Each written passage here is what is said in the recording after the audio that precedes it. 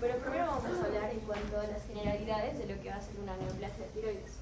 Bien, en todas las neoplasias de la tiroides vamos a encontrar los nódulos tiroideos solitarios. Estos van a ser una tumefacción delimitada palpable al interior de la glándula tiroidea normal. En cuanto a la población de Estados Unidos, nos menciona que del 1 al 10% presentan estos nódulos y que estos aumentan en las regiones en las que hay un bocio endémico. Es más frecuente en las mujeres que en los varones y esto aumenta su incidencia en cuanto a la edad. La mayoría de los nódulos tiroideos van a provocar dos cosas, o lesiones neoplásicas localizadas o neoplasias benignas. No es tan común que genere neoplasias malignas. Entonces, primero hablemos de las lesiones no neoplásicas localizadas. En este caso estaríamos hablando del nódulo dominante en el bocio multinodular, del quiste simple o de un foco de tiroiditis. En cuanto a las neoplasias benignas, como la doctora ya lo ha mencionado, se presenta lo que es el adenoma folicular. Entonces, como les decía, no es tan común que los nódulos tiroideos generen un carcinoma. Por lo tanto, la proporción entre neoplasia benigna y maligna va a ser de 10 a 1. Robbins nos menciona que el carcinoma tiroideo va a ser poco agresivo. En cuanto a la naturaleza del nódulo, vamos a ver que en los pacientes jóvenes varones, como la doctora también lo dijo, nos va a generar lo que son neoplasias, sobre todo benignas. Los nódulos que van a captar yodo radioactivo se les van a considerar como los nódulos calientes y normalmente estos van a ser benignos. En cuanto hay algunos antecedentes en pacientes que han utilizado la radioterapia de cabeza y cuello en los que aumenta la incidencia de cáncer de tiroides. Entonces, para evaluar morfológicamente al nódulo, lo que utilizamos es la punción aspiración con aguja fina o la resección.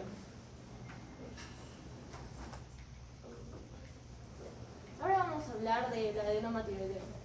Bien, entonces esto va a ser el conjunto de masas tiroideas bien delimitadas y como va a ser derivadas del epitelio folicular, por ende también se le va a considerar con el nombre de adenoma folicular. En cuanto a la clínica, nos dice que es difícil distinguir entre un adenoma folicular de un nódulo dominante, de una hiperplasia folicular e incluso va a ser difícil diferenciarla a un carcinoma folicular. Estos no van a ser precursores de carcinoma, como ya lo había mencionado antes, pero hay algunas alteraciones genéticas que nos dicen que puede aumentar la posibilidad de que sí genere carcinoma. Entonces, la mayoría de estos adenomas se les considera no funcionantes, es decir, que no van a producir hormonas tiroideas, pero hay algunos que se les considera los funcionantes. Estos adenomas funcionantes van a ser adenomas tóxicos y van a ser independientes de la estimulación de TSH. Estos adenomas tóxicos nos va a generar tirotoxicosis. En cuanto a la patogenia, cuando se presenta el adenoma tóxico y el bocio multinodular, lo que va a hacer es que puede presentar mutaciones somáticas. Estas mutaciones somáticas van a hacer que se active la vía de señalización del receptor de TSH. Estas mutaciones somáticas pueden ser de dos tipos. Con ganancia de función frecuente en el gen que codifica el receptor de TSH, estaríamos hablando del TSHR, o la subunidad alfa de GS. Estas mutaciones somáticas con ganancia de función frecuente nos va a generar que las células foliculares van a secretar la hormona tiroidea con independencia de la estimulación de TSH, como ya lo había dicho antes. Esto se le conoce como la autonomía tiroidea, lo que a su vez genera síntomas de hipertiroidismo y el nódulo caliente funcional, es decir, aquel que recibía el yodo radioactivo. Entonces, en cuanto a las mutaciones somáticas con ganancia de función, nos menciona que está presente en el 50-80% de los adenomas tiroideos tóxicos. En cuanto hay otros tipos de mutaciones, que son aquellas que albergan las mutaciones activas del potenciador de ceste homólogo 1, el cual va a codificar una histona metiltransferasa, cuya función va a ser regular epigenéticamente la expresión génica. Este va a estar representado en un tercio de los adenomas tiroideos tóxicos y ambas lo que nos va a generar van a ser lesiones, no son lesiones precancerosas. Bien, ahora hemos hablado primero del adenoma tóxico, ahora del adenoma no funcionante, es decir, aquel que no genera las hormonas tiroideas. En este caso se mencionan dos. Por mutación pueden generar mutaciones oncógenas de RAS al 20 al 40% y algunas que expresan proteínas de fusión que contienen a un receptor nuclear que es el PPAR, de un 5 al 10%. Entonces es más común que aquellas personas que presenten estos adenomas no funcionantes generen lo que son carcinomas foliculares.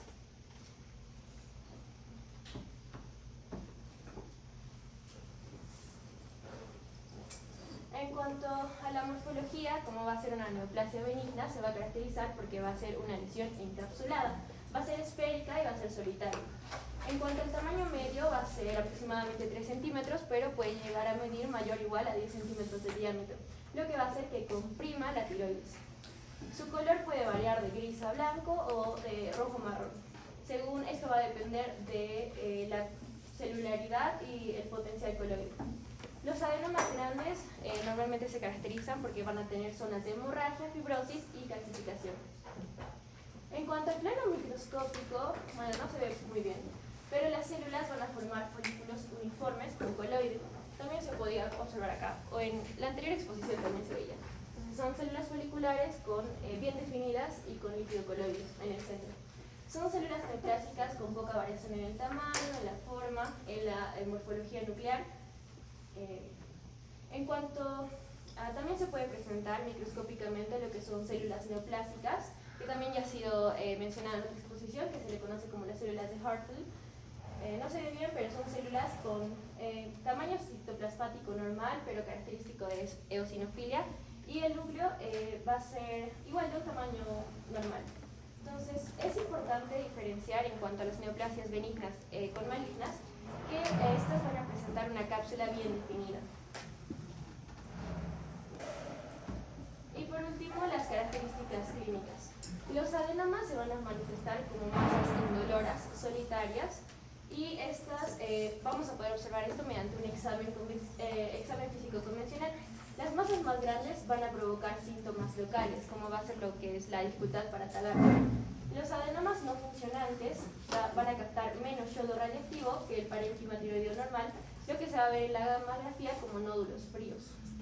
Nódulos fríos y nódulos calientes. Entonces, los nódulos calientes son aquellos que sí recibían yodo radiactivo y los nódulos fríos los que no. Otras maneras de poder observar si es que el paciente presenta un adenoma folicular es por ecografía, como ya lo había mencionado antes, también por punción aspiración con aguja fina, y sobre todo Robins nos menciona que es muy importante evaluar la integridad capsular. Eso sería todo.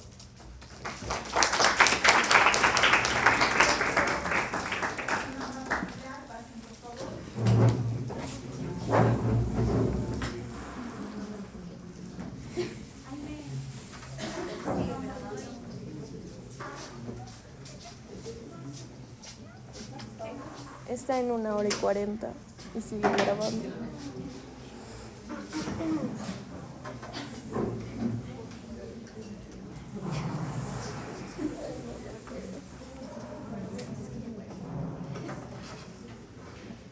Vamos a hablar sobre el carcinoma papilar. Bueno, este es un tipo de tumor maligno, el más frecuente en sí de los tumores de tipo endocrino, pero también dentro de los tumores tiroideos.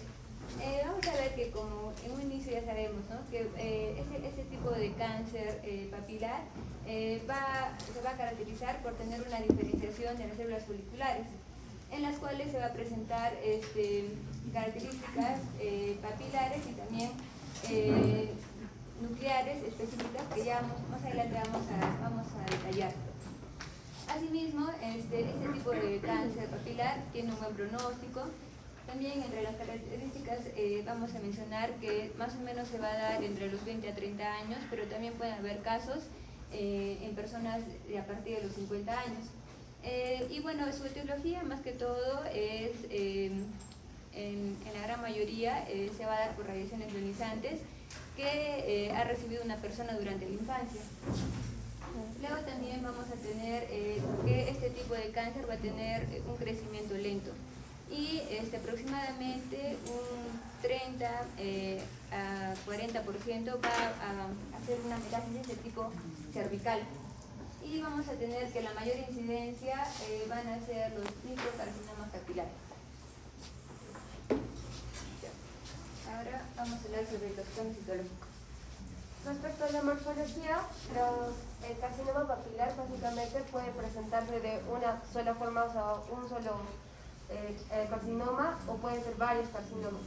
Pueden ser infiltrantes sin límites definidos o pueden ser circunscritos con límites definidos. y pueden tener zonas donde haya fibrosis y calcificaciones, incluso puede haber la presentación quística. Respecto al microcarcinoma papilar, que básicamente va a ser el más frecuente a la infección del cuello, del cuello, se dice que es un carcinoma papilar normal, pero menor a 1 centímetro. Y se dice que es una lesión precursora del cáncer, el cáncer de tiroides, ¿no? Respecto a sus cambios histológicos, van a haber tres, se mencionan tres, los más importantes. El primero, que es las papilas, un patrón de papilas ramificadas con tallo fibrovascular cubiertos por células epiteliales cúbicas de un solo plano o hasta de 3 planos. Estos están uniformes, ordenados y bien diferenciados. Sin embargo, puede darse que haya un cáncer que tenga básicamente anaplasia. Ahora, la segunda característica morfológica es esto, el signo de ojos de huérfana de Annie. No sé si han visto, pero Annie es una caricatura que en sus ojos no tienen pupilas, o sea, solo es un círculo vacío. Entonces se dice que presenta este patrón, donde podemos ver básicamente que los núcleos presentan una extravasación, o sea, un aspecto de vacío que da ¿no? Como podemos ver en este caso, ese es el patrón característico. Entonces se dice que cuando encontramos esto en la biopsia, básicamente estamos hablando de un carcinoma papilar. Y puede tener también pseudoinclusiones, que básicamente van a ser las membranas del núcleo, que está vacío básicamente. Y finalmente los cuerpos de Samoma. Esos cuerpos de Samoma van a ser calcificaciones concéntricas, como podemos ver aquí en la imagen, y es un signo fidedigno. Es decir, que puede ser que en nuestra biopsia no encontremos papilas ramificadas, pero si encontremos ojos de la huérfana de Annie y cuerpos de Samoma, entonces estamos hablando de un carcinoma papilar. Ahora vamos a hablar sobre la parte de las variantes. Van a existir más de 12 variantes histológicas del carcinoma papilar. Sí, solo menciónalas, ya no. Vamos a tener lo que es la variante de células altas, variante esclerosante difusa, ¿no? Que es en sí la más grave, se puede decir, se asemeja a la tiroiditis de Hashimoto, y tenemos lo que es la variante folicular del carcinoma papilar de tiroides. Estas son las tres variantes que se van a presentar. Ahora vamos a hablar sobre las características clínicas. Bueno, sobre las características clínicas se nos menciona que este cáncer puede hacer metástasis a ganglios cervicales y puede hacer el efecto de masa en el ganglio, ¿no? Nos dice que es de un pronóstico bueno en la mayoría de los casos. Los nódulos son libres, movibles, que al momento de la deglución se pueden mover, ¿no? Se puede ver que se puede mover. Respecto a los signos y síntomas, puede haber tos, ronquera, disfagia, disnea, y en un estado avanzado puede haber metástasis en pulmón. Respecto a para ver si es benigno o maligno, pues yo no sé lo que es maligno, se menciona en el Robbins que se hace una ecografía y después se hace una aspiración con aguja fina para obtener básicamente la muestra de la biopsia. Y finalmente el pronóstico nos dice que es un pronóstico bueno y que tiene una supervivencia mayor a 10 años en el 95% de los casos. Respecto al tratamiento, puede ser quirúrgico, donde se puede hacer una lobulectomía, o sea, extirpar un lóbulo para ya no extirpar toda la tiroides, ¿no? Se menciona así en el tratamiento. Respecto a las recidivas, son menores, son de 10 a 15, el porcentaje es de 10 a 15, y básicamente hay algunos factores, como por ejemplo que sean mayores de 40 años, que tengan crecimiento de la glándula tiroides, y que haya metástasis a distancia. Eso sería todo.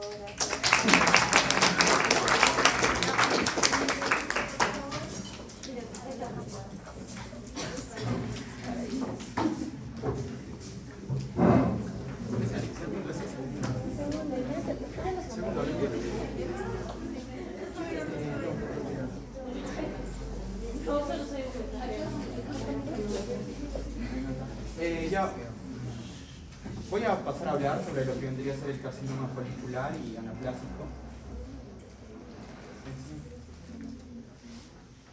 Ya bueno, pasando a hablar sobre el carcinoma folicular, vamos a mencionar que esta va a ser una neoplasia maligna, la cual se va a originar de las células foliculares tiroideas. Va a ser responsable del 5 al 15% de lo que vendrían a ser cánceres tiroideos primarios. Además, va a tener una relación de 3 a 1, en donde van a ser predominantemente más afectadas las mujeres, a comparación de lo que vendría a ser el carcinoma papilar. Este va a afectar a personas con mayor edad, teniendo una incidencia de 40 a 60 años. Bueno, este va a afectar usualmente en lugares en los cuales haya deficiencia de yodo, por lo cual está asociado al pozo endémico. Sí. Ya, pasando a lo que vendría a ser la morfología, vamos a verlo tanto macroscópica como microscópicamente. Macroscópicamente vamos a mencionar que van a ser lesiones bien definidas, en donde, bueno, van a ser bastante encapsuladas y va a tener una cápsula gruesa. Por otro lado, microscópicamente vamos a mencionar que va a estar conformada por células uniformes, las cuales van a formar los folículos pequeños, que estos van a ser bastante similares con lo que es el tejido de la glándula tiroides, ¿no? Por lo cual su diferenciación es bastante complicada. Además que bueno, va a presentar variantes en lo que vendría a ser la célula de Hurtle, del carcinoma folicular, en donde vamos a poder observar que si este va a ser ampliamente invasiva, va a infiltrarse en lo que es el parénquima de la glándula, ¿no? Y también en tejidos blandos extratiroideos. Por otro lado, si es mínimamente invasiva, van a ser bastante delimitadas y va a ser casi imposible su distinción de lo que es un adenoma folicular, por lo cual se hace mediante una muestra histológica extensa de lo que es la interfase de la cápsula tumoral de la glándula tiroidea para poder excluir la presencia de lo que es la invasión capsular y vascular. En la invasión capsular va a atravesar la cápsula y la vascular va a ser a través de venas, las cuales pueden estar fuera de la cápsula o pueden penetrarla, ¿no? Bueno, como podemos ver en la imagen, vamos a poder observar un carcinoma folicular que va a invadir lo que vendría a ser la cápsula, pero en esta imagen se puede ver una invasión bastante mínima. Si es que esta fuera bastante, más extensible, afectaría ciertos lugares del cuello, ¿no? Sí. Bueno, ya pasando a lo que vendría a ser las características clínicas, vamos a mencionar que van a ser nódulos fríos y, bueno, estos van a tener metástasis a través de la sangre, una diseminación hematógena, y los principales lugares a diseminar van a ser los pulmones, el hueso y el hígado, y también el sistema nervioso central, ¿no? A diferencia de lo que es el carcinoma papilar, la metástasis ganglionar regional va a ser poco frecuente, así también lo que vendría a ser la mitad de los pacientes que van a tener un carcinoma ampliamente invasivo van a tener un índice de vida de 10 años, ¿no? Por otro lado, menos del 10% de sujetos con lo que vendría a ser un carcinoma folicular de mínima invasividad van a morir en este mismo lapso de tiempo. Y va a ser tratado mediante lo que vendría a ser la excisión quirúrgica. Además que los carcinomas que van a ser más delimitados van a captar más lo que vendría a ser el yodo radioactivo, ¿no? Lo cual va a permitir su identificación. Bueno, factores de mal pronóstico vendrían a ser personas mayores a 50 años, un tamaño de nódulo mayor a 4 centímetros, la metástasis y la presencia de Hurtle. Sí. Ya, bueno, vamos a pasar al carcinoma anaplásico, donde lo que lo distingue es que este va a ser bastante indiferenciado, además que va a ser responsable del menos del 5% de tumores de glándulas tiroideas. Las principales características es que este va a ser bastante agresivo y va a ser una tasa de mortalidad del 100%. Además que va a afectar a personas con una media de 65 años o más. Y bueno, un cuarto de personas con carcinoma anaplásico va a tener antecedentes de lo que es el carcinoma de glándulas tiroides bien diferenciadas, y el otro cuarto va a tener un tumor simultáneo bien diferenciado en la muestra resecada. Bueno, morfológicamente vamos a observar masas voluminosas de crecimiento rápido y va a superar lo que es la cápsula de la glándula tiroides. Además que microscópicamente vamos a observar un desorden en sí, ¿no? Donde vamos a ver células gigantes, pleomorfas, bastante grandes, células fusiformes con aspecto sarcomatoso y lesión mixta de células gigantes y fusiformes. Si es que habría focos de diferenciación tanto papilar o folicular, tendría un origen de carcinoma bien diferenciado. Siguiente. Pasando a las características clínicas, vamos a mencionar que estas van a tener un crecimiento de forma indiscriminada a pesar del tratamiento que se le dé. Además que va a ser bastante común la metástasis a distancia y va a tener promedio de muerte de 1 año. Y bueno, esto va a ser debido al crecimiento local agresivo y el compromiso de estructuras vitales del cuello. Buenas noches, doctora y compañeros. Yo les voy a continuar hablando sobre el carcinoma medular. Para empezar, este va a ser una neoplasia neuroendocrina, ¿no?, que se va a originar por las células C o parafoliculares de la glándula tiroides. Este carcinoma va a representar el 5% de los cánceres de tiroides. Por otro lado, tenemos sus características, que este va a tener la secreción de la calcitonina, que esta, si se encuentra, va a ser útil para el diagnóstico y el seguimiento de este. Además, vamos a tener que la calcitonina va a ser un regulador del metabolismo del calcio y este va a disminuir los niveles en la sangre, ¿no? Por otro lado, vemos que va a haber producción de otras hormonas, ya sea la serotonina, la CTH y la RIP, que viene a ser péptido intestinal vasoactivo por células tumorales. Este va a tener como 2 tipos.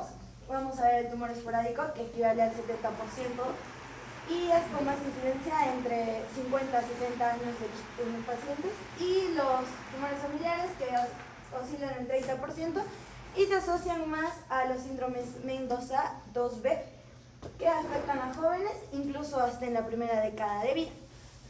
Un dato importante de este va a ser que vamos a encontrar mutaciones activadoras en el proto-oncogen RET, que cuando este aparece va a ser clave para determinar si es un carcinoma medular. Como morfología vamos a observar tanto macroscópica, microscópica y una microscopía electrónica. En la macroscópica vamos a tener como este, que va a ser un esporádico, que son nódulos solitarios, ¿no? Y los familiares ya vienen a ser múltiples y bilaterales. Sus características van a ser que tienen necrosis, hemorragia y va a haber infiltración de la cápsula tiroidea. Y su aspecto, bueno, es firme y va de un color gris pálido a marrón. En la microscópica ya vamos a encontrar las células fusiformes poligonales, además que vamos a tener patrones, ya sean los nidos, trabéculos y los folículos. Como podemos ver también en la imagen, vamos a tener los depósitos amiloides, que van a ser las derivaciones de la calcitonina en el estroma. Como otro dato, se puede observar las células anaplásicas pequeñas, pero estos solo son en algunos tumores, no en todos.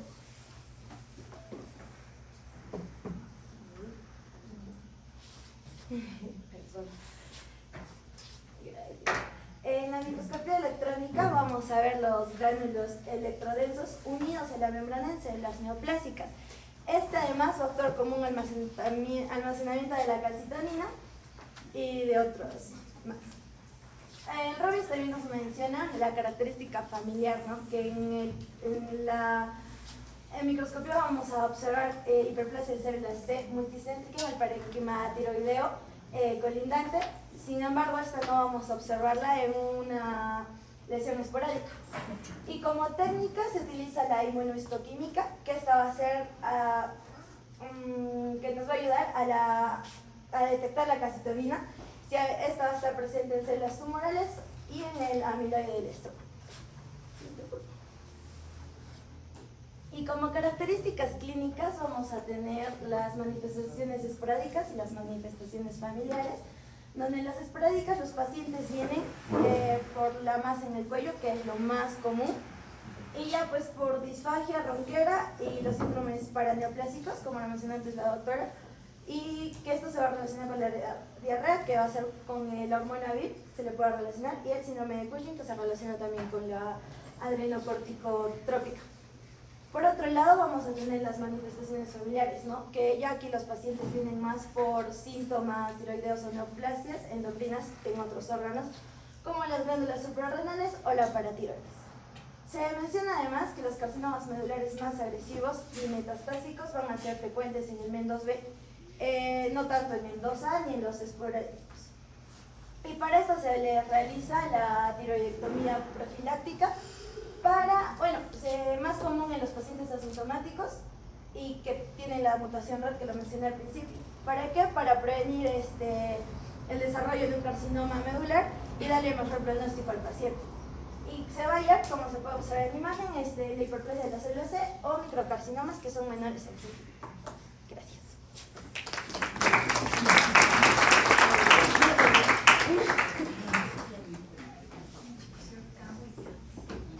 Un resumen.